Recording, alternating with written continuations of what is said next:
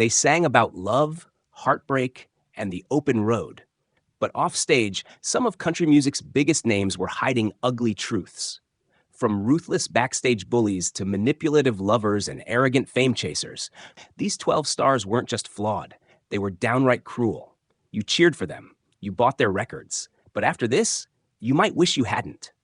This is the dark side of country music fame, unfiltered and unforgettable. 1. Hank Williams Jr., the legacy overshadowed by rage. To the world, he was the son of a legend, Hank Williams Jr., heir to the honky-tonk throne. His early success felt almost inevitable. With a voice that echoed his father's and a rebellious spirit that thrilled fans, he seemed born for stardom. But behind the outlaw image and rowdy anthems lay a man whose temper and pride often turned admiration into fear. In the late 1970s and throughout the 80s, Hank Jr. carved his own identity, shifting away from his father's shadow. His albums sold millions. Family tradition became a rallying cry for a new generation of country fans. But as his fame soared, so did reports of volatile behavior. Former band members have described him as unpredictable, emotionally explosive, and nearly impossible to work with during his hard-drinking years. Some claimed he would snap over the smallest mistakes, yelling, throwing things, firing people on a whim. One road manager from the early 80s later confessed that touring with Hank Jr. was like walking into a lion's cage with a blindfold on. Some shows ended in chaos, not because of the crowd, but because of Hank's backstage meltdowns.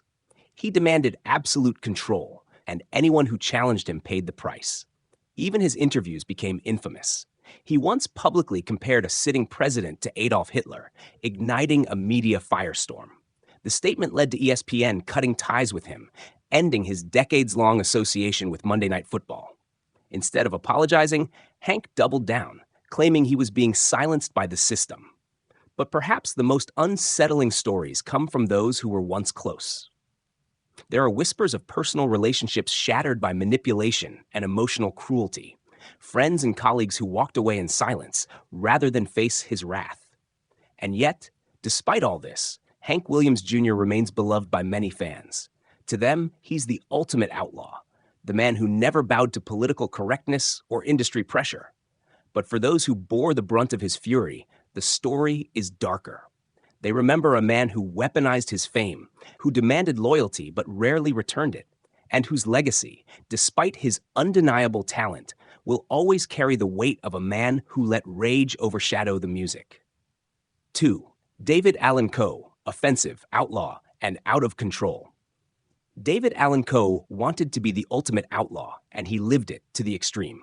Known for his gravelly voice and rebellious spirit, Coe helped shape the outlaw country movement in the 1970s. But while his fans cheered his anti-establishment persona, many in the industry saw something far uglier. A man who wasn't just controversial, he was openly toxic. His music pushed boundaries, but not always in the ways that earned respect. Coe's underground albums, songs too explicit for radio, weren't just raunchy, they were downright offensive. Tracks like Blues and Pick 'em, Lick 'em, Stick 'em were so graphically racist, misogynistic, and homophobic that even the most hardened outlaw fans distanced themselves. Johnny Cash wouldn't associate with him. Willie Nelson stayed silent. His name became a taboo in mainstream circles. But Coe didn't care. In fact, he seemed to thrive on the outrage. In interviews, he refused to apologize for his lyrics, insisting they were just jokes or meant to shock. He claimed victimhood, arguing that he was being unfairly censored, while completely ignoring the pain and harm his words caused. Beyond the music, his personal conduct made things worse. He was notoriously hard to work with, hot-tempered, erratic, and deeply paranoid. Tour staff and musicians have shared horror stories, screaming fits over minor tech issues, threats to fans who asked the wrong questions, even walking off stage mid-set because someone looked at him funny. He burned bridges faster than he could rebuild them. And then there was the prison myth. Coe claimed to have spent time in some of the roughest prisons in America, even saying he killed a man in self-defense. But investigations later revealed that much of it was fabricated or wildly exaggerated. He wasn't a killer or a hardened con. He was a man desperately clinging to a fantasy that made him seem tougher than he really was. To his defenders, David Allan Coe is just a misunderstood rebel. But to those he hurt, those he insulted, and those who worked with him behind the curtain, he wasn't an outlaw. He was a nightmare. A man whose bitterness and bigotry were louder than his music. Vi, Merl Haggard, the legend with a mean streak. Merl Haggard is often remembered as a poet of the working class, a prison-hardened voice of grit and redemption. His songs like Mama Tried and Okie from Muskogee became anthems of rural pride, outlaw defiance, and American values. But behind the legend, there was another side to Merl Haggard, one that many former bandmates, wives, and associates described as cold, vindictive, and, at times, downright cruel. Haggard's early life was hard, no doubt. He spent years in and out of juvenile detention centers before serving real prison time at San Quentin. That background gave him authenticity, but it also fed into a persona shaped by deep suspicion, sudden bursts of anger, and an iron will to control everything around him. Multiple members of his long-serving band, The Strangers, revealed that Merl could be manipulative and emotionally abusive. He would fire bandmates over small mistakes, berate them during rehearsals, and refuse to give proper credit for arrangements or ideas. Some claim they stayed only because of the exposure, not because of any sense of loyalty or mutual respect. And then there were his marriages. Haggard was married 5 times, and those relationships were anything but peaceful. Bonnie Owens, one of his ex-wives and a talented singer in her own right, once said living with Merl was like walking on glass barefoot every day. His temper, jealousy, and chronic infidelity drove multiple partners to emotional exhaustion. Even when they tried to stay supportive, he often pushed them away with silence or insults. Professionally, Merl's arrogance sometimes cost him dearly. He clashed with producers, refused to follow commercial advice, and sabotaged more than one career opportunity because he wouldn't be told what to do. In some cases, he actively blacklisted opening acts or fellow artists he felt threatened by, especially younger ones trying to find their voice in a changing country landscape. In his later years, Haggard mellowed, at least publicly. He spoke of regrets, of softening with age. But to those who had endured the harshness of his peak years, the wounds lingered. They didn't remember the gentle crooner or the wise old troubadour. They remembered the man who ruled with fear, who pushed people away when they needed him most, and who often used his pain as an excuse to inflict it on others. 4. Wana Jud, behind the diva persona. Wana Jud was born into country royalty. As one half of the Juds, she and her mother Naomi captivated audiences throughout the 1930s with their close harmonies and heartfelt ballads. But when Wana stepped into her solo career, something shifted, not just in the music, but in her demeanor. The warm, approachable figure fans saw on stage often vanished behind closed doors, replaced by someone critics and collaborators alike called domineering, dismissive, and unreasonably demanding. Many who worked with Wana during her peak solo years in the 90s and early 2000s described a woman consumed by control. Bandmates who once saw her as a gifted leader began to feel micromanaged to exhaustion. Sound engineers were reportedly berated mid-show for minor technical issues. And while her powerhouse vocals remained untouched, her offstage attitude began to alienate people at every level of production. Insiders from multiple tours revealed that Wana had rules for everyone but herself. She expected complete loyalty and silence, even as she routinely changed plans, showed up late to rehearsals, or refused to speak to key team members for days. A former backup singer, speaking anonymously, said working with Wana was like surviving a storm. You didn't know when it would hit, but you knew it would. Her relationships outside of work were no less turbulent. She became estranged from her mother, Naomi, multiple times over the years, sometimes for months, sometimes longer. Public interviews hinted at deep resentments and unhealed trauma, but behind the scenes, some claimed that Wanana's pride often kept reconciliation just out of reach. She reportedly demanded unconditional support, yet gave little in return when loved ones challenged her behavior. Wanana's issues with trust and control extended into her marriages. Her second husband, D.R. Roach, was arrested in 2007 for charges related to child sex abuse. Though Wana filed for divorce quickly, she later admitted she had known he was troubled for years, calling him her biggest worry. Many fans applauded her honesty, but others wondered how much denial played a role in her personal life unraveling. Today, Winona still performs and commands a devoted fan base. Her voice remains as rich and soulful as ever. But for many who've worked with her, the experience left scars, emotional ones. They remember not the superstar, but the boss whose expectations crushed morale, whose silence cut deeper than words, and whose diva image was more than just an act. Toby Keith, the patriot with a punch. Toby Keith built his brand on grit, God, and the American flag. With anthems like Courtesy of the Red, White, and Blue, he became a symbol of post-9/11 patriotism and a polarizing figure almost overnight. But behind the bravado and boots stood a man whose offstage conduct earned him another reputation: arrogant, aggressive, and nearly impossible to work with. Known for his tough guy persona, Toby often brought that same energy into every interaction, whether it was with fans, journalists, or industry professionals. He clashed openly with record label executives, famously walking away from Nashville's biggest labels because they didn't get him. While independence can be admirable, Toby's style wasn't negotiation, it was domination. "It's his way or no way," said one former tour manager. "If you said no to Toby, you were gone." His hostility wasn't limited to boardrooms. In 2003, he got into a very public feud with fellow artist Natalie Maines of the Chicks after she criticized President George W. Bush. Toby retaliated not with words, but by projecting a doctored image of Maines and Saddam Hussein together at his concerts. Critics called it petty and mean-spirited. Others called it misogynistic and downright dangerous. When pressed about it, Toby doubled down, calling his critics un-American and refusing to show any remorse. Touring staff have also spoken out, describing an environment of constant tension. Toby was known to go on profanity-laced tirades if equipment wasn't set up exactly to his liking. He would demand changes mid-show, fire crew members without warning, and even lash out at opening acts he felt didn't give him enough respect. Some roadies claimed he would isolate himself entirely, avoiding any human interaction beyond his handlers and security. Then there's his relationship with the media. Toby is notoriously combative in interviews, especially when faced with tough questions. He's walked out of press junkets, insulted reporters to their faces, and blacklisted outlets he felt twisted his words. At times, it seemed Toby wasn't interested in being understood, only obeyed. Despite all this, his fan base remains fiercely loyal. To them, he's the no-nonsense cowboy who speaks his mind. But for many in the industry, Toby Keith represents something else entirely.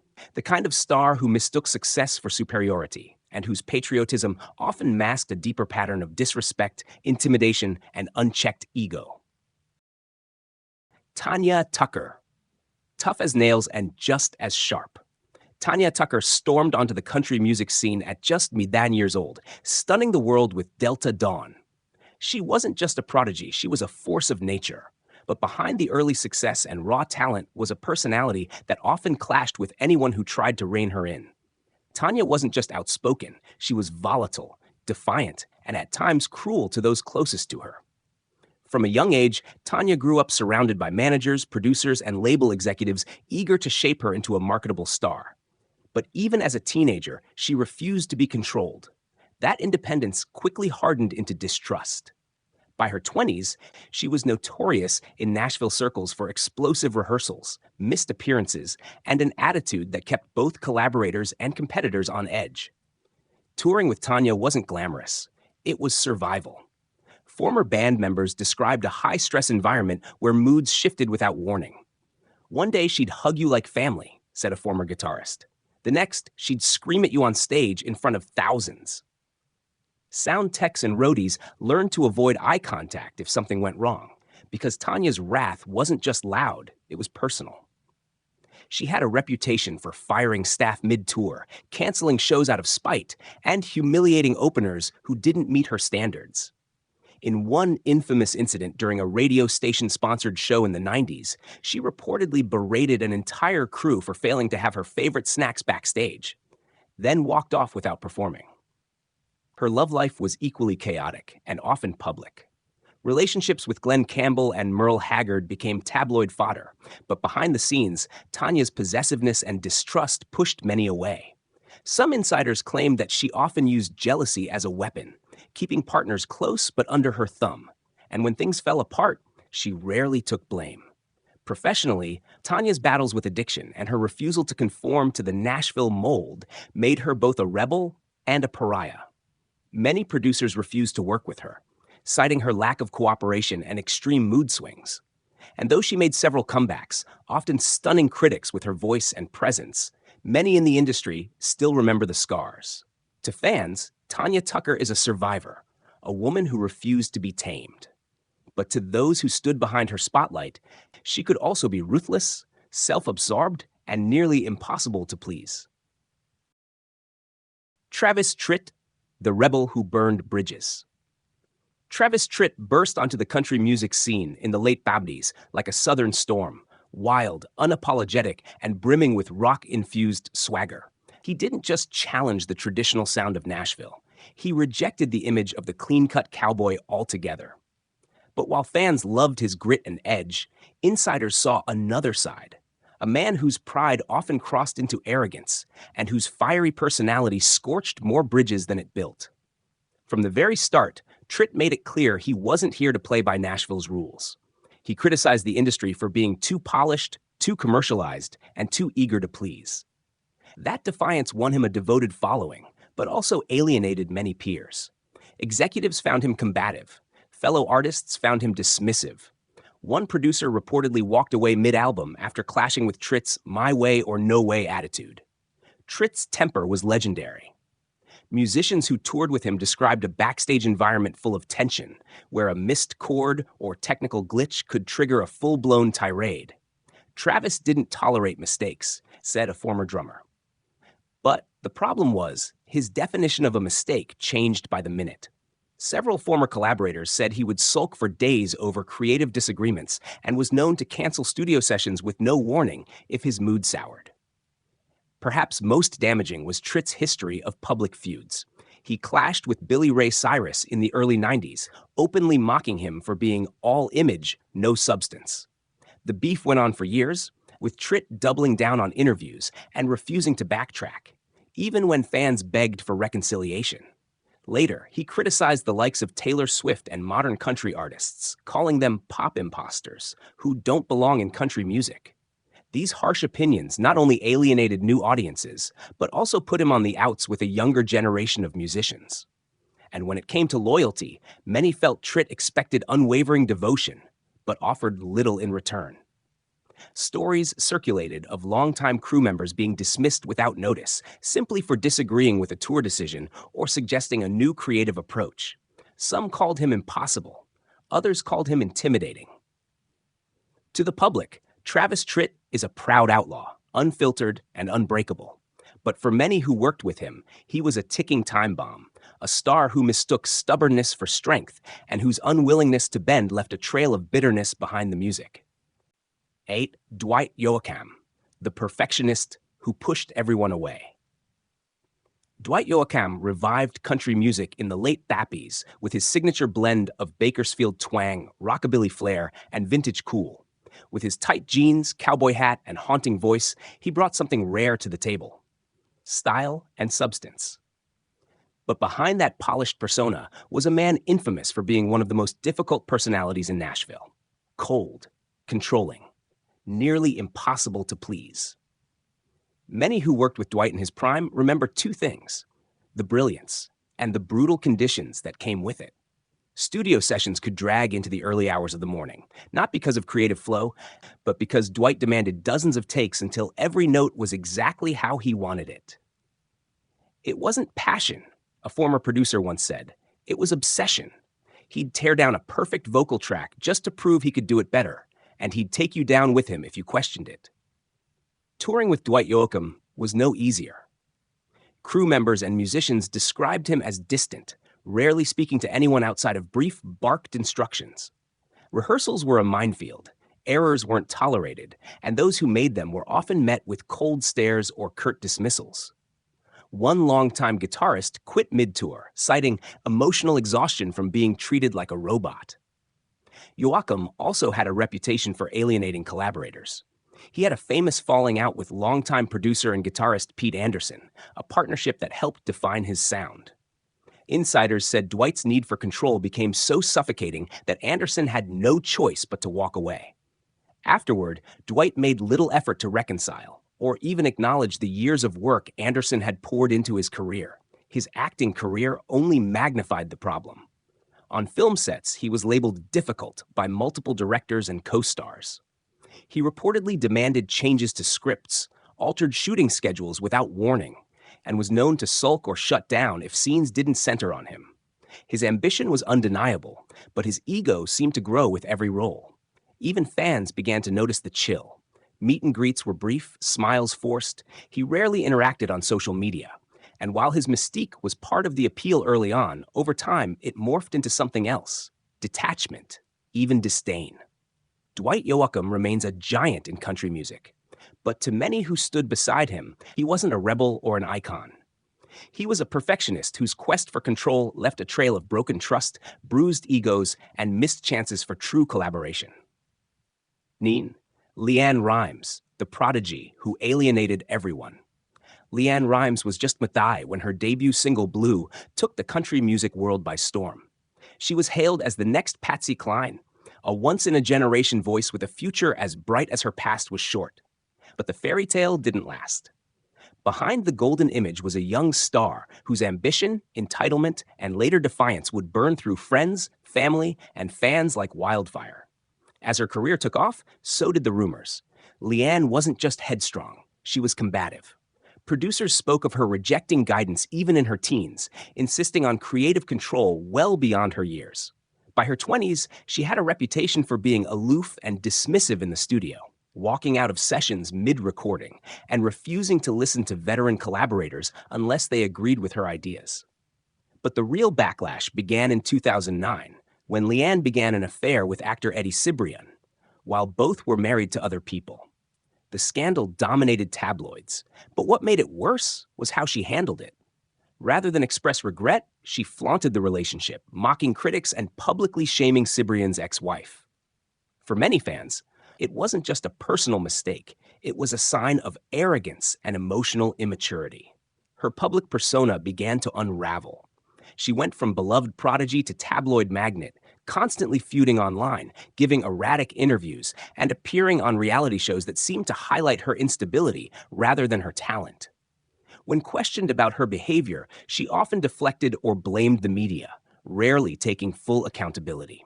And then there was her relationship with the country music industry itself. As her sound shifted toward pop, Leanne alienated her country base. But instead of bridging the gap, she lashed out, once claiming that country radio had turned its back on her because she was too honest. Several former collaborators saw it differently. She wasn't being punished for honesty, they said.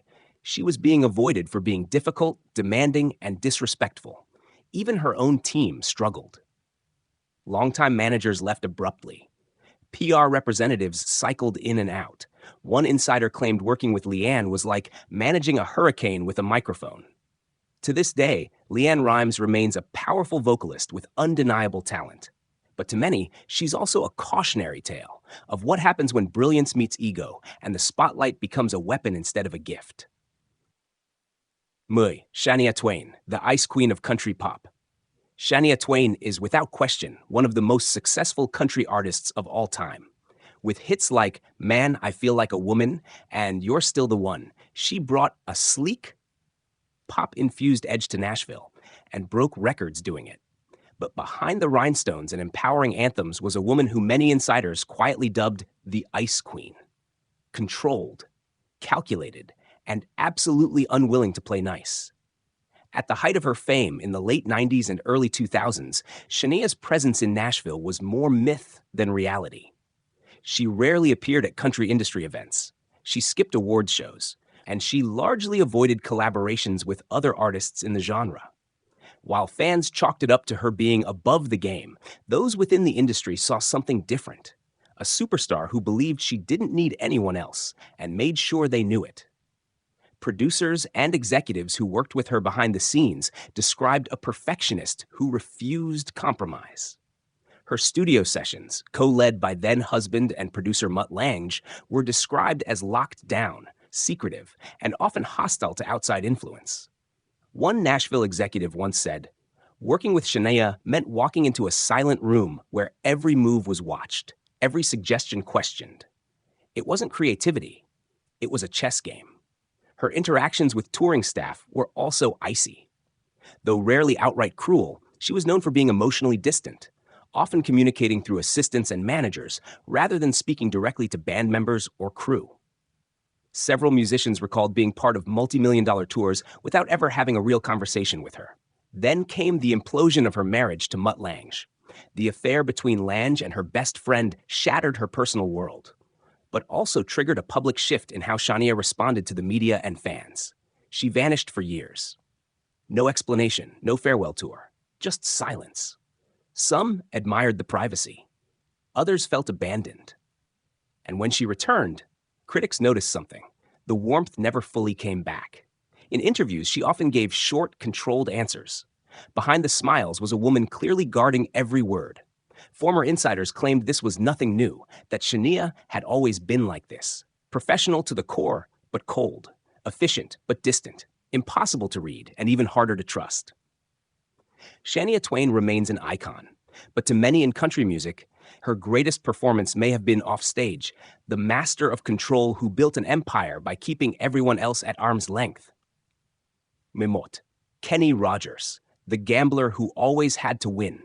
With his silvery beard, smooth vocals, and soothing charm, Kenny Rogers built an empire on stories of love, loss, and second chances. Songs like The Gambler, Lady, and Islands in the Stream made him a global star, not just in country, but across pop and adult contemporary charts. To the public, he was warm, wise, and humble. But many who worked closely with him tell a different story. One of manipulation, arrogance, and an ego that quietly controlled everything in his orbit. Rogers was a perfectionist, and not in a gentle way. Studio musicians spoke of long, draining sessions where nothing was ever good enough. One session guitarist recalled spending 8 hours recording a 12-bar solo, only to be replaced the next day without a word. "You didn't get feedback," he said. "You just got cut." It wasn't uncommon for Rogers to override producers or engineers, demanding total creative control. While some admired his professionalism, others called it suffocating. Kenny didn't want a team, one producer shared. He wanted puppets, and if you had an opinion, you'd better keep it to yourself. Touring was equally tense.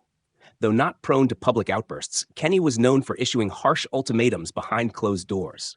Crew members and staff were expected to follow strict protocols. No eye contact at certain times, no casual conversation unless initiated by him, and absolutely no disagreement. Several road managers who had worked with other big stars said Rogers was, by far, the most controlling artist they dealt with. His personal relationships weren't much easier. Married 5 times, Rogers often blamed his fame for the failures, but ex-wives and close friends suggested that the real issue was his need to dominate, emotionally and logistically. One ex-partner described living with Kenny as walking through a beautiful prison. Everything looked perfect, but I had no voice. In interviews, Rogers expertly crafted an image of affability, but insiders noted how rehearsed it all felt. He could charm anyone, one associate noted, but it was always about getting what he wanted in the end. Despite the whispers, Rogers' image remained largely untarnished in the public eye. He was too smooth, too calculated. But behind the velvet voice was a man who didn't just play the gambler. He was the gambler. Always betting on himself, always raising the stakes, and ensuring that no one else at the table ever had a real hand to play.